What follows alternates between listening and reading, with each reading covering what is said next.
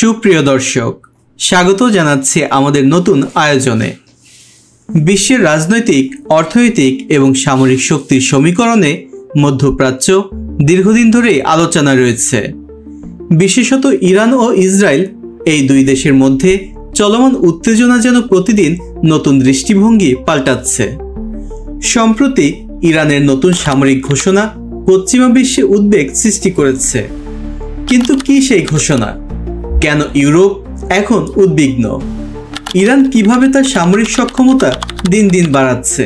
এসব প্রশ্নের উত্তর আজকের পর্বে বিশদভাবে আলোচনা করব। ইরান এবং ইসরায়েলের মধ্যকার সম্পর্ক দীর্ঘকালীন। এদিকে ইরান তার পারমাণবিক প্রযুক্তি নিয়ে বিশ্বের কাছে আতঙ্কের কারণ হয়ে দাঁড়িয়েছে।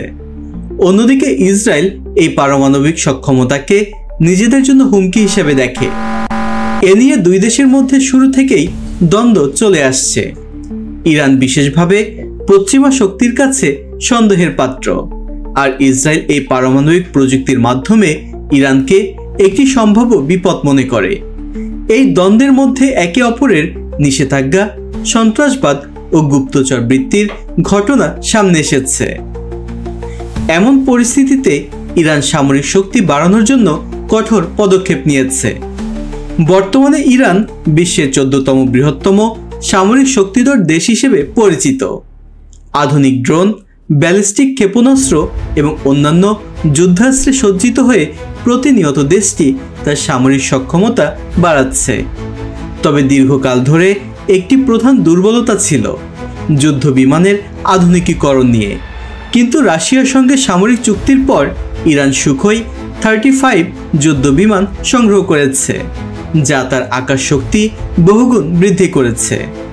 এদিকে ইরান ঘোষণা করেছে যে তারা একটি নতুন ব্যালিস্টিক ক্ষেপণাস্ত্র তৈরি করেছে, যার পাল্লা 1700 কিলোমিটার। এই ক্ষেপণাস্ত্রটি ইতেমাদ নামে পরিচিত এবং এটি টার্গেট করতে সক্ষম ইসরায়েল সহ প্রতিবেশী দেশগুলোকে। এটি কৃত্রিম বুদ্ধিমত্তা দ্বারা পরিচালিত, যা ইরানকে আরও আধুনিক ও কার্যকরী যুদ্ধের জন্য প্রস্তুত করেছে।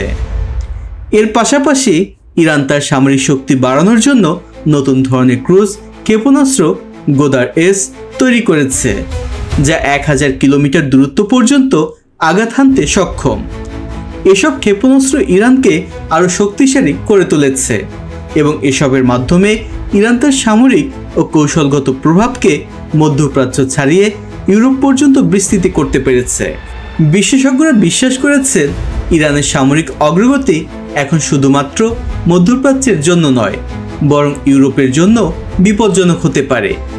কিছু রক্ষণশীল গোষ্ঠী এমন দাবি করছে যে ইরান হয়তো উত্তর কোরিয়ার সঙ্গে পারমাণবিক মিসাইলের প্রযুক্তি শেয়ার করেছে, যা পৃথিবীর বৃহত্তম শক্তির জন্য অত্যন্ত উদ্বেগের বিষয়। এদিকে যুক্তরাষ্ট্রের পক্ষ থেকে ইরানকে একাধিক হুমকিও দেওয়া হয়েছে। ইরান যদিও তাদের সিদ্ধান্তে অটল থেকেছে এবং ঘোষণা করেছে যে তারা সামরিক শক্তি বাড়ানোর জন্য নতুন অস্ত্র তৈরি করবে। ইরানের সর্বোচ্চ ধর্মীয় নেতা আয়াতুল্লাহ আলী খামেনি ইরানকে আরও শক্তিশালী করতে বারবার নির্দেশ দিয়েছেন। এতে ইরান যুক্তরাষ্ট্র সম্পর্ক আরও জটিল হয়ে উঠেছে। কিছু বিশেষজ্ঞদের মতে ইরান হয়তো খুব শীঘ্রই তাদের পরমাণু অস্ত্রের কর্মসূচি দ্রুত সম্পন্ন করবে এবং যুদ্ধের প্রস্তুতি নেবে। এই উত্তেজনা শুধুমাত্র মধ্যপ্রাচ্য নয়, পুরো পৃথিবীকে অনিশ্চয়তার দিকে ঠেলে দিচ্ছে। বিশেষ করে ইরান ইসরায়েলের দ্বন্দ্ব এবং ইরান যুক্তরাষ্ট্র সম্পর্কের মধ্যে শীতল যুদ্ধ এবং প্রকৃত যুদ্ধের ঝুঁকি অনেক বেশি। পশ্চিমা শক্তির কাছে ইরান একটি প্রধান চ্যালেঞ্জ হয়ে দাঁড়িয়েছে এবং তাদের সামরিক শক্তি বৃদ্ধির কারণে পরিস্থিতি আরও জটিল হতে পারে।